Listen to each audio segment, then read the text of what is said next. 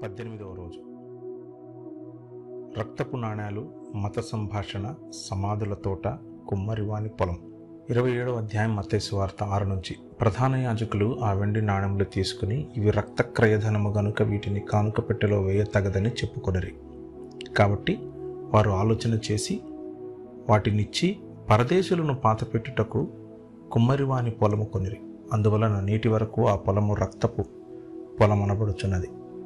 అప్పుడు విలువ కట్టబడిన వాని అనగా ఇశ్రాయేలీయులలో కొందరు విలువ కట్టిన వాని క్రయధనమైన 30 వెండి నాణెములు తీసుకొని, ప్రభువు నాకు నియమించిన ప్రకారము వాటిని కుమ్మరి వాని పొలముకిచ్చిరి అని ప్రవక్త అయిన ఇర్మియా ద్వారా చెప్పబడిన మాట నెరవేరెను. ఇక్కడ ప్రధానంగా మనకు కనిపించేది శిలువ ధ్యానాల గురించి మాట్లాడుకుంటున్నాం కాబట్టి ధ్యానాల దగ్గరికి వద్దాం. శిలువ మార్గమును అనుసరించే ప్రయత్నం చేద్దాం.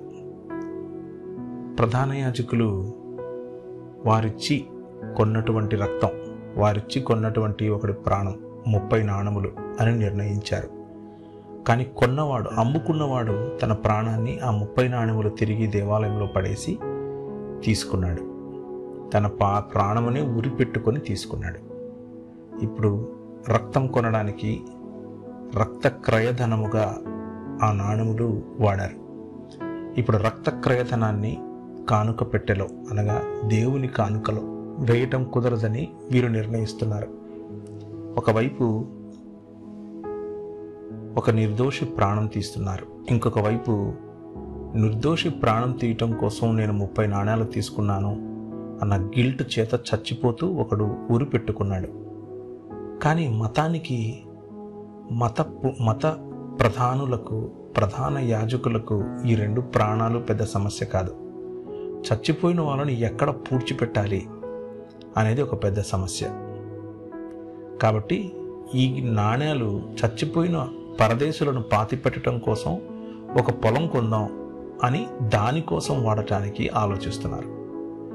మతం చూడండి, ఎటువంటి మానవ సంబంధాలను, మానవ ప్రాణానికి ఎలాంటి విలువనిస్తుందో అర్థం చేసుకోండి. పరదేశులు మనుషులే. పరదేశులను పాతిపెట్టడానికి ప్రత్యేకమైన స్థలం కోసం ప్రత్యేకమైన విభజన అని ఆలోచిస్తున్నారు. మన పర తేడా లేకుండా అందరము ఒకటే, అందరి కోసము నా ప్రాణమును, నా శరీరమును, నా రక్తమును కార్చి అర్పించి విరుస్తున్నాను అని చెప్పే యేసు. ఆ యేసును చంపటానికి వీరికున్నటువంటి మత ప్రాతిపదికలు. పరదేశులను పాతపెట్టడానికి కుమ్మరివాని పొలం కొనటం, కుమ్మరివాని పొలం కొనటం కోసం 30 వెండి నాణేలు ఇవ్వటం. అంటే ఒకసారి గమనించండి, ఒకవేళ మనకు తెలిసిన బాలాజీ నగరో లేకపోతే దగ్గరలో ఉన్నటువంటి ఇంకేదైనా సమాధులను ఉంచేటటువంటి ఒక తోటను ఆలోచించండి. ఒక 2-3 ఎకరాలు ఉండేటటువంటి ఆ తోటకు 30 వెండి నాణెములు ఇస్తే కొనుక్కోగలరు. అంత ఖరీదు పెట్టి ఇన్ఫర్మేషన్ యేసుక్రీస్తును పట్టుకోవటానికి ఉపయోగించారు. ఆయన దేవాలయంలోనే నిలుచున్నాడు, దేవాలయంలో నుండే నిలబడి మాట్లాడుతున్నాడు. కానీ పట్టుకోలేకపోయారు. తన సమయం వచ్చినప్పుడు తనకు తానుగా అప్పగింపబడ్డాడు. కానీ పట్టించినవాడు శ్రమపడ్డాడు. పట్టించినవాడు పుట్టకపోతే బాగోనేమో అనిపించింది. ఆ పట్టించిన వాడి గిల్ట్తో పట్టించినవాడు ఉరి పెట్టుకొని చచ్చిపోయాడు. పట్టుకున్న వాడికి గిల్ట్ లేదు, మతానికి గిల్ట్ లేదు. దేవునికి సేవ చేస్తున్నాను అన్న ఆలోచనతో పట్టుకోవడానికి ఇచ్చినటువంటి 30 నాణేలు వెనక్కొచ్చాయన్న సంబరంలో ఇంకొక సమాధుల తోట కొనుక్కుంటున్నాడు. ఆహా, మతం ఎంత భయంకరమైనదో ఆలోచించండి. రక్తపు నాణాలవి. ఇదే మత సంభాషణ. మతంకు ఎవరేమైపోతున్నారు, ఎలాంటి పరిస్థితుల్లో ఉన్నారు, ఎలాంటి బాధ, ఎలాంటి రోదన అన్నది పట్టదు. సమాధుల తోటలు కావాలి.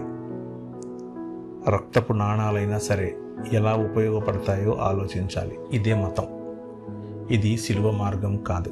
కుమ్మరివాని పొలం కొనటానికి ఆలోచించారు. ఇక్కడ ఒక విషయాన్ని గమనించాలి. ప్రవక్త అయిన ఇర్మియా ద్వారా చెప్పబడిన మాట నెరవేరెను అన్న మాట చూసి ఇర్మియా గ్రంథంలో ఈ మాట ఎక్కడుంది అని వెతికితే, ఎగ్జాక్ట్గా ఇర్మియా గ్రంథంలో కనుక వెతికితే ఇక్కడ చెప్పినట్లుగా నాకు నియమించిన ప్రకారము వాటిని కుమ్మరివాని పొలముకిచ్చిరి అన్న మాట కనబడదు. కానీ జకర్యా గ్రంథంలో కనిపిస్తుంది. అయితే మత్తయి తప్పు చేశాడంటారా? జకర్యా గ్రంథం అని రాయబోయి ఇర్మియా గ్రంథం అని రాశాడంటారా అని అంటే ఇక్కడ ఒక చిన్న పొరపాటు అని చెప్పొచ్చు. అనగా ఎవరైతే కాపీ చేస్తారో, స్క్రైబ్స్ అని పిలుస్తారో శాస్త్రులు, వారి చేతులలో జరిగినటువంటి చిన్న తప్పు అని మనం అర్థం చేసుకునేందుకు అవకాశం ఉంది. అది ఆప్షన్ నెంబర్ 1. ఇంకొక ఆప్షన్ ఉంది. ఏంటో ఆప్షన్ అని అంటే గ్రీకులో ఇర్మియా మరియు జకర్యా అని రాసినప్పుడు కేవలము ఒక అర అక్షరముల యొక్క మార్పు చేస్తే చాలు, రెండు కూడా ఒకటే పదం అవుతాయి. గ్రీకు పదంలో ఒకవైపు జీ ఉంటుంది, ఇంకొక వైపు ఐ ఉంటుంది. దాంట్లో మార్పు అది అయ్యే అవకాశం ఉంది. లేదు అనంటే అన్నిటికంటే శ్రేష్టమైన సమాధానంగా ఈ 3వ ఆప్షన్ మీకు ఉపయోగపడవచ్చు. అదేమిటి అని అంటే యూదులు ప్రవక్తల పుస్తకాలన్నిటినీ, మొదటిదేమో తౌరాతు, రెండవదేమో తనాక్ అని పిలిచారు కదా, తౌరాతు, నబీవిం మరియు కెతువిం. నబీవిం అని అనేది ప్రవక్తలలో ఎక్కువ పెద్ద ప్రవక్తలు అని, అనగా ఎక్కువ చాప్టర్స్ ఉన్నటువంటి పెద్ద పుస్తకంగా రాయబడినటువంటి ప్రవక్తలు. కెతువిం అన్నది చిన్న పుస్తకములు, చిన్న ప్రవక్తల పుస్తకములు. అంటే వాళ్ళు ప్రవక్తలు చిన్నవాళ్ళని కాదు, వాళ్ళు రాసిన పుస్తకములు చిన్నవని. పెద్ద ప్రవక్తల పుస్తకాలన్నీ, ఉదాహరణకు ఇర్మియా, యెషయా వగైరా వగైరా అన్నీ కూడా ఇర్మియా అనేటటువంటి ప్రవచనంతో మొదలవుతాయి. వీటికి ఇర్మియా పుస్తకము అని పేరు. కాబట్టి మత్తయి ప్రవక్త అయిన ఇర్మియా ద్వారా చెప్పబడిన మాట అంటూ చెప్పడానికి గల కారణము, ఇర్మియా గ్రంథంతో మొదలయ్యేటటువంటి ఈ ప్రవక్తల పుస్తకంలో ఈ మాటలు ఉన్నాయి అని చెప్పే ప్రయత్నంగా మనం అర్థం చేసుకోవాలి. కానీ నిజానికి ఇది ఇర్మియా ఒక కుమ్మరివాడి దగ్గరికి వెళ్ళటము, అక్కడ జరిగేటటువంటి డిస్కషన్ ఎలాగో ఉంటుంది. కానీ 30 వెండి నాణెములు ఇచ్చి కొనేది మాత్రం ఈ జకర్యా గ్రంథంలో కనిపిస్తుంది. సో ఇకపోతే మనము త్యజించాల్సినటువంటి, లేకపోతే మనము ఉపవసించాల్సినటువంటి ఏమైనా ఉంటే అది మొట్టమొదటిగా మతాలు వారికి ఉన్నటువంటి ప్రాధాన్యతలలో పరదేశులను పాతి పెట్టడానికి కావలసినటువంటి సమాధుల తోట కోసం చూస్తున్నారు. కానీ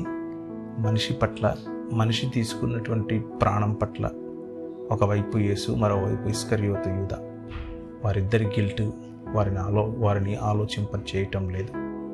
ఇది అమానుషత్వం, ఇది మనిషికి తగినది కాదు. అటువంటి మతాన్ని మనం విడిచిపెట్టాలి. కృపగలిగిన తండ్రి, మతము కాదు, మీ కొరకు జీవించడానికి సహాయం చేయమని యేసు నామమున ప్రార్థిస్తున్నాం తండ్రి.